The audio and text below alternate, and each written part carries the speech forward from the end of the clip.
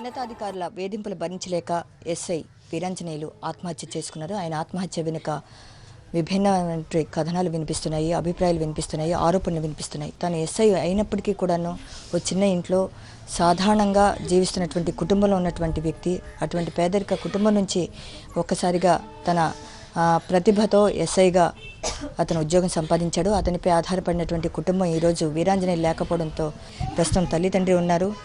వాళ్ళని అడిగి తెలుసుకునే ప్రయత్నించేద్దాం. నేను కూలి పని చేసుకుని చదివించుకున్నాను, అంత కట్టుబడి చదివించుకున్నాను, పోషిస్తారని అంత ఆశపడ్డాను. మాటికి ఆఫీసులో రంగరాజీలు ఎట్లా చేసి నన్ను ఇబ్బంది పెడతాను, మిమ్మల్ని ఏం పోషించగలను, నేనే ఎలా అయిపోతున్నానో నన్ను మానసికంగా బాధపడుతున్నారు. నేను ఎవరితో చెప్పుకున్నది మీకా తెలియదు, నాకా పెద్ద ఐడియా కొద్దిగా సీనియర్టీ కాదు అని ఎడుతూ ఉండకూడమ్మా. నా కొడుకుని ఎస్పీ రంగరాజే చంపేశాడమ్మా.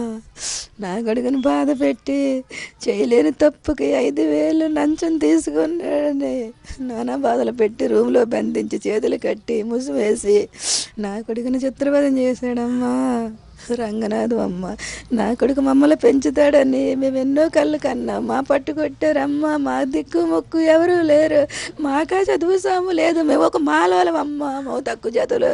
నా కొడుకు పట్టు పెట్టి నా కొడుకు కష్టాలు వచ్చాయమ్మా. నా కష్టం ఎవరికి చెప్పుకుంటామో, మా దిక్కేడు మాకేమి న్యాయం చేస్తారో మీ దయమ్మ. ఇంకెంతకంటే నేను చెప్పేది ఏదీ లేదమ్మా. ఆ నాయకులు పెద్ద కులమోళ్ళు, మేము మాలోలువి, నా కొడుకు మాలోడని మాకెంత అన్యాయం చేశారమ్మా. ఆ డిఎస్పి రంగనాథం అమ్మ నా కొడుకుని చిత్రహింసలు పెట్టాడమ్మా. డిఎస్పి రంగరాజుతో పాటు ఇంకెవరెవరి పేర్లు చెప్పేవాడు?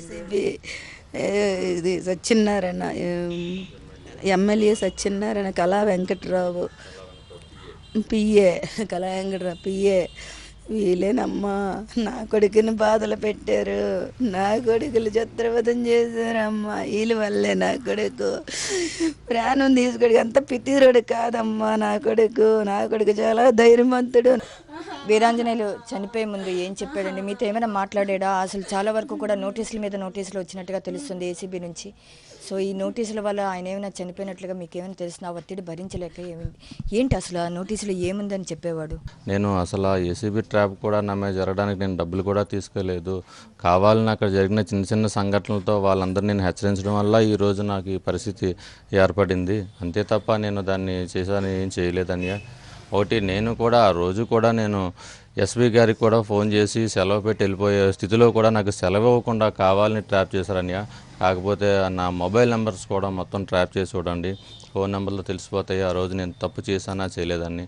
ఆ రోజు డ్యూటీ కూడా నాకు లేదని రూమ్లో ఉండడం వల్ల నలుగురు వచ్చి రూమ్ గడపెట్టేసేసి నా చేతులు వెనక్కి తీసుకొని పట్టుకొని మొబైల్ ఫోన్ లాక్కొని క్యాష్ టేబుల్ పైన పెట్టి నన్ను చేత క్యాష్ పట్టించుకొని 1/2 అవర్ చేత నాకు చాలా మానసికమైన టార్చర్ పెట్టారని. తర్వాత 1/2 అవర్ పైన రూమ్లో టార్చర్ పెట్టి అక్కడి నుంచి నా ముఖానికి మాస్క్ వేసి వెహికల్లోని వంగర పోలీస్ స్టేషన్ తీసుకెళ్ళి సబ్మిట్ చేశారని. ఇది జరిగింది.